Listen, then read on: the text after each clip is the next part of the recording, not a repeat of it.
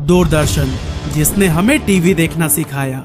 शक्तिमान, चित्रहार, विक्रम बेताल और मालगुड़ी डेज जैसे न जाने कितने ऐसे सीरियल्स थे जिससे आज भी हम दिल से कनेक्ट कर पाते हैं।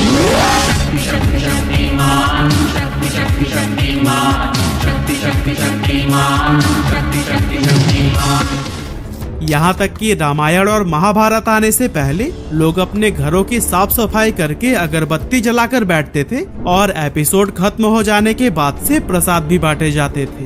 क्रिकेट हो या फिर ओलंपिक्स, हर खेल का प्रसारण दूरदर्शन पर ही होता था। लेकिन एक समय पर अलिफ लैला, नुक्कड़, चंद्रकांता और इनके ही जैसे कई सारे हिट शोज देने वाला हमारा पसंदीदा चैनल आज गुमनाम सा हो गया है। इसे देखना तो दूर, ज्यादातर लोगों को तो ये भी नहीं पता है कि दूरदर्शन अभी चल भी रहा है या फिर बंद हो चुका है। पर ये डाउनफॉल आया कैसे? क्यों हमारे दिलों में बसने वाला दूरदर्शन आज गायब सा हो गया है? सब कुछ हम डिटेल में जानने वाले हैं आज के इस वीडियो में। अब दोस्तों, वैसे तो आज सोशल मीडिया और मॉडर्न टीवी शोज का जमाना है, लेकिन अगर आप 90s में जन्मे हैं तो फिर आपको दूरदर्शन से एक अलग ही लगाव होगा। वो एक जगह पर सभी का इकट्ठा होकर टीवी देखना, सिग्नल प्रॉपर न आने पर छत पर जाकर एंटीना हिलाना, मतलब अलग ही टाइम था वो हम सब के लिए। पर सवाल ये है कि रेडियो के उस जमाने में हमें दूरदर्शन मिला कैसे?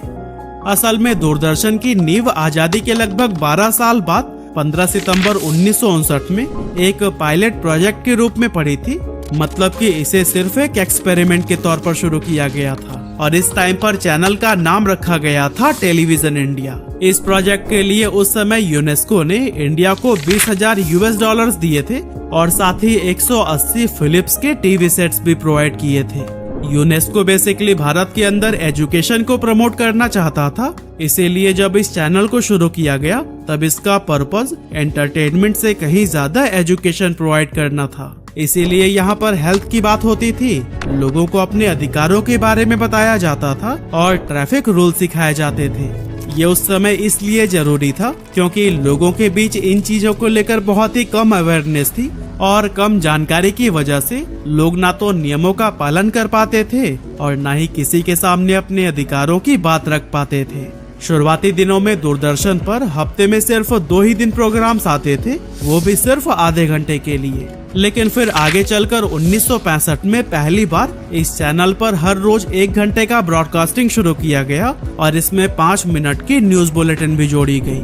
अब दूरदर्शन की इस पहल ने इसकी पॉपुलैरिटी को बहुत ही ज्यादा बढ़ा दिया, क्योंकि लोग जो पहले सिर्फ रेडियो पर न्यूज सुना करते थे वो इसे अब टीवी पर देख भी सकते थे।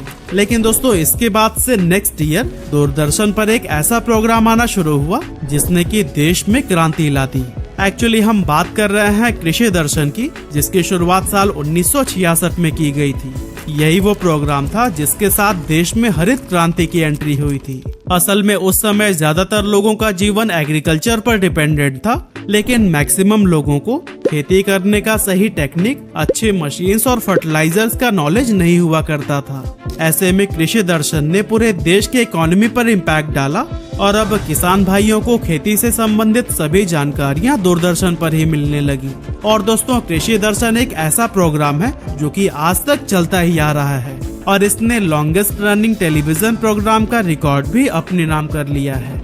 खैर, उस समय तक दूरदर्शन की सेवाएं सिर्फ दिल्ली में ही दी जाती थी, लेकिन साल 1972 आने तक मुंबई में और फिर 1975 तक चेन्नई, कोलकाता, अमृतसर जैसे बड़े शहरों में भी इसे शुरू कर दिया गया। और दोस्तों, इसी दौरान इस टीवी चैनल का नाम बदलकर टेलीविजन इंडिया से दूरदर्शन कर दिया गया, क्योंकि भारतीय लोग इस इंग्लिश नाम से कनेक्ट ही नहीं हो पा रहे थे। वैसे अभी तक दूरदर्शन तो सिर्फ बड़े शहरों तक था, लेकिन 1970s के दौर में अपना नेटवर्क बढ़ाने के लिए इसने satellite instructional television experiment launch किया। बेसिकली इसे नासा और इसरो ने मिलकर डिजाइन किया था और इसका पर्पस भारत के छोटे से छोटे गांव तक टीवी ले जाकर एजुकेशनल कंटेंट लोगों तक पहुंचाना था। और इस प्रोजेक्ट के जरिए कुल 2400 गाँव में टीवी प्रोग्राम टेलीकास्ट किया जाने लगा। लेकिन दोस्तों, आगे चलकर 1982 दूरदर्शन के लिए और भी सुनहरा समय साबित हुआ, क्योंकि इसी साल इंडिया एशियन गेम्स को होस्ट कर रहा था और उसी दौरान दूरदर्शन ने पहली बार कलर टेलीकास्ट की शुरुआत की थी। इसके साथ ही इसने अपना आइकॉनिक लोगो और सिग्नेचर ट्यून भी इंट्रोड्यूस किया, जो कि आज भी इसके आइडेंटिटी का एक हिस्सा है।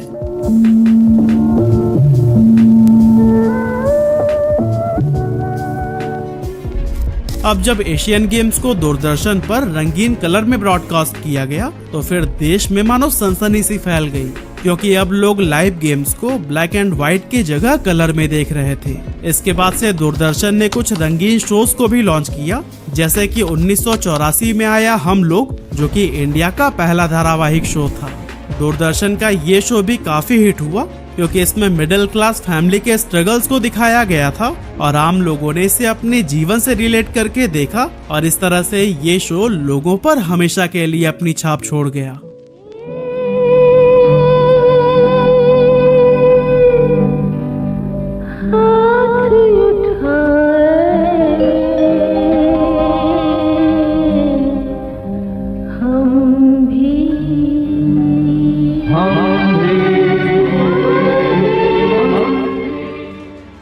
नाइनटीन 1980s के दौरान दूरदर्शन अपने पीक पर था, क्योंकि इसने अपने कंटेंट में वैरायटी लाना भी शुरू कर दिया था। इस दौरान कई सारे ऐसे शोज लॉन्च किए गए जिनका जिक्र आज भी किया जाता है, जैसे कि 1987 में इसने रामायण को लॉन्च किया, जो कि इतना ज्यादा पॉपुलर हुआ कि इससे इंस्पायर होकर इसके नेक्स्ट ईयर ही यानी कि 1988 में महाभारत को भी लॉन्च कर दिया गया।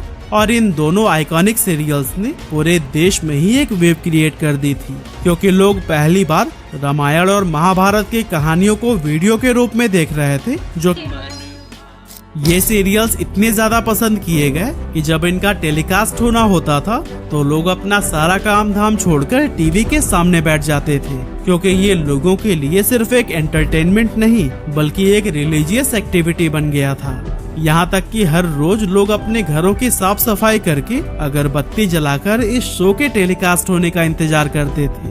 कमाल की बात तो यह है कि एपिसोड खत्म हो जाने के बाद से लोगों में प्रसाद भी बांटा जाता था, क्योंकि वो इसे टीवी शो नहीं बल्कि रामायण या महाभारत का पार्ट मानते थे। दूरदर्शन ने अपने इन कल्चरल शोज के जरिए पूरे देश के लोगों को एक साथ जोड़ लिया था। लेकिन ऐसा नहीं है कि इनसे मिली पॉपुलैरिटी के बाद से इस चैनल पर सिर्फ इसी तरह के ही कंटेंट को दिखाना शुरू कर दिया गया, बल्कि इस पर रंगोली और सुरभि जैसे कई सारे शोज भी लॉन्च किए गए, जिसके जरिए इंडियन कल्चर और आर्ट को प्रमोट किया जाता था। इसके अलावा दूरदर्शन ने साइंस पर बेस्ड शो टर्निंग पॉइंट और वुमेन एम्पावरमेंट पर बेस्ड उड़ान जैसे प्रोग्राम्स भी लॉन्च किए, जिससे कि चैनल ने एक रिस्पॉन्सिबल ब्रॉडकास्टर की इमेज बना ली और लोगों के बीच इसे लेकर विश्वास बढ़ने लगा। अब दोस्तों, यहाँ तक तो मार्केट पूरी तरह से दूरदर्शन के फेवर में थी, लेकिन जल्द ही चीजें बदलने लगी और ये बदलाव आया इकोनॉमिक लिबरलाइजेशन के बाद से। एक्चुअली 1991 में इंडिया के अंदर इकोनॉमिक लिबरलाइजेशन के बाद से विदेशी कंपनीज को इंडिया में अपना व्यापार सेटअप करने की परमिशन दे दी गई। अब पहले तो दूरदर्शन ही इंडिया का इकलौता टेलीविजन चैनल था, जिसकी वजह से इसकी मोनोपोली क्रिएट हो गई थी। लेकिन जब प्राइवेट चैनल्स जैसे कि जी टीवी, स्टार प्लस और सोनी टीवी ने मार्केट में एंट्री ली, तो फिर इस एंट्री के साथ ही केबल टीवी का जमाना शुरू हो गया। ये दूरदर्शन के लिए एक बहुत ही मुश्किल फेज था, क्योंकि ये नए चैनल्स अपने साथ में मॉडर्न कंटेंट और फ्रेश आइडियाज लेकर आए थे, जिसमें लोगों को एंटरटेनमेंट का नया रूप दिखाया गया। दूरदर्शन इस नए कंपटीशन के सामने अपने ट्रेडिशनल कंटेंट में फंसकर रह गया, जिसकी वजह से इसकी टीआरपी गिरती चली गई और इसके ऑडियंस तेजी से प्राइवेट चैनल्स की तरफ शिफ्ट होने लगे। हालांकि व्योमकेश बख्शी और शक्तिमान जैसे शोज लाकर दूरदर्शन ने फिर से सुर्खियां बटोरी और फिर अलग अलग ऑडियंस सेगमेंट्स को उनकी खास जरूरत के अकॉर्डिंग कंटेंट दिखाने के लिए चैनल्स भी बांट दिए, जैसे कि जनरल एंटरटेनमेंट के लिए डीडी नेशनल, इंडियन कल्चर और हेरिटेज को प्रमोट करने के लिए डीडी भारती, स्पोर्ट्स ब्रॉडकास्टिंग के लिए डीडी स्पोर्ट्स, किसान और एग्रीकल्चर कंटेंट के लिए डीडी किसान और रीजनल लैंग्वेज और कल्चर के लिए डीडी रीजनल चैनल्स की शुरुआत की गई। और फिर इन्हीं कोशिशों के बीच 2005 में दूरदर्शन ने एक ऐसे शो को लॉन्च किया जो इसके गिरते ग्राफ को फिर से ऊपर ले गया। हम बात कर रहे हैं सीरियल हवाएं की, जो कि सुपरनेचुरल पावर्स पर बेस्ड था और इसे लोगों ने इतना पसंद किया कि इसने बेस्ट सीरियल का अवार्ड भी अपने नाम कर लिया। अब दोस्तों इन सफलता को देखकर तो लग रहा था कि अब दूरदर्शन प्राइवेट चैनल्स की छुट्टी करके एक बार फिर से अपनी मोनोपोली क्रिएट कर लेगा, लेकिन ऐसा कुछ भी नहीं हुआ। यहाँ तक कि 2010 के बाद से तो इसकी हालत और भी ज्यादा खराब हो गई, क्योंकि बदलते वक्त के साथ धीरे धीरे लोगों की पसंद भी बदलती जा रही थी। लोग अब एडवांस हो रहे थे और मॉडर्न कंटेंट की तलाश में थे, लेकिन दूरदर्शन मानो जिद पकड़ कर बैठा था कि वो अपना सिग्नेचर प्लॉट नहीं छोड़ेगा। तभी तो इसने अपनी कहानियों के साथ साथ कास्ट के कॉस्ट्यूम को भी वैसा ही रखा जैसा कि पहले के शोज में हुआ करता था। अगर शॉर्ट में कहें तो फिर कंटेंट और टेक्नोलॉजी को मॉडर्नाइज करने में देरी की वजह से ही दूरदर्शन हमारे फेवरेट चैनल्स की लिस्ट से बाहर होता चला गया और फिर इसकी जगह जी टीवी, स्टार प्लस और सोनी टीवी जैसे प्राइवेट चैनल्स ने ले ली। जी टीवी के शोज तारा और बनेगी अपनी बात, स्टार प्लस का कौन बनेगा करोड़पति और सोनी के सीआईडी जैसे सीरीज ने ऑडियंस के बीच एक खास जगह बना ली और लोग इन चैनल्स की तरफ खिंचते हुए चले गए। वहीं दूसरी तरफ दूरदर्शन वही पुराने स्टाइल के आउटडेटेड और लो बजट प्रोग्राम्स बनाता रहा, जिसके चलते इसकी व्यूवरशिप में गिरावट आने लगी। हालांकि दूरदर्शन ने नए कंपटीशन को टैकल करने के लिए प्राइवेट प्रोडक्शन हाउसेस के साथ में भी पार्टनरशिप की, जिनमें से दो बड़े नाम बालाजी टेलीफिल्म्स और साई टेलीफिल्म्स थे। साल 1990 और 2000 के दौरान इन प्रोडक्शन हाउसेस के शोज जैसे कि क्योंकि सास भी कभी बहू थी, कहानी घर घर की और कसौटी जिंदगी की इंडियन टेलीविजन इंडस्ट्री में काफी पॉपुलर हुए थे, लेकिन खराब प्रमोशन की वजह से ये पार्टनरशिप भी दूरदर्शन के कुछ खास काम नहीं आ सकी, जबकि प्राइवेट चैनल्स पर इन प्रोडक्शन हाउसेस के शोज को भरपूर टीआरपी मिल रही थी। इन लॉसेस की वजह से दूरदर्शन ने बालाजी टेलीफिल्म्स और साई टेलीफिल्म्स के स्लॉट्स को बेच दिया ताकि उनकी जगह दूसरे शोज को लाया जा सके, लेकिन ब्यूरोक्रेसी और स्लो डिसीजन मेकिंग प्रोसेस की वजह से ये अपने किसी भी स्ट्रैटेजी पर समय रहते काम नहीं कर पाए।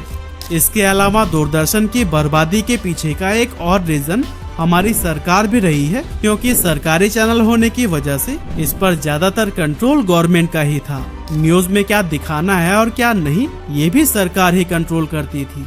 एग्जाम्पल के लिए देश में जब इमरजेंसी लगी तो देश में एक आग भड़क रही थी, जगह जगह लोग प्रोटेस्ट कर रहे थे और दंगे बढ़ते ही जा रहे थे, लेकिन असली ग्राउंड रिपोर्ट कभी खबरों में आई ही नहीं। इससे दूरदर्शन की इमेज पर बहुत ही बुरा असर पड़ा और लोगों का विश्वास भी इसके ऊपर से उठने लगा। हालांकि बाद में कुछ पॉपुलर शोज की वजह से इसकी खराब इमेज थोड़ी ठीक तो जरूर हुई, लेकिन आज के टाइम पर भी काफी लोगों का यही मानना है कि दूरदर्शन को सरकार ही कंट्रोल करती है, क्योंकि इसके ईयरली ऑपरेटिंग कॉस्ट का 68% सरकार के द्वारा ही पे किया जाता है। हालांकि ऐसा नहीं था कि दूरदर्शन के इन प्रॉब्लम्स को सुधारने की कोई कोशिश ही नहीं हुई, बल्कि एक बहुत ही popular telecommunication engineer doctor Sam Pitroda ने दूरदर्शन को सक्सेसफुल बनाने के लिए कई सारे टिप्स दिए थे। जैसे कि उनका मानना था कि दूरदर्शन को अपने कंटेंट प्रोडक्शन के ऊपर 15% की जगह 50% तक खर्च करना चाहिए, क्योंकि और प्राइवेट ब्रॉडकास्टर्स को भी अगर हम देखें तो वो 60 से 70% सिर्फ और सिर्फ अपने प्रोडक्शन पर ही खर्च कर देते हैं। लेकिन इस गवर्नमेंट कंपनी दूरदर्शन में कहाँ कोई इनकी सुनने वाला था। हालांकि कोरोना काल में जब रामायण और महाभारत दोबारा टेलीकास्ट किया गया तो इसे लोगों ने खूब प्यार दिया, जिसके बाद से सरकार को लगने लगा कि अब दूरदर्शन के कमबैक का टाइम आ गया है।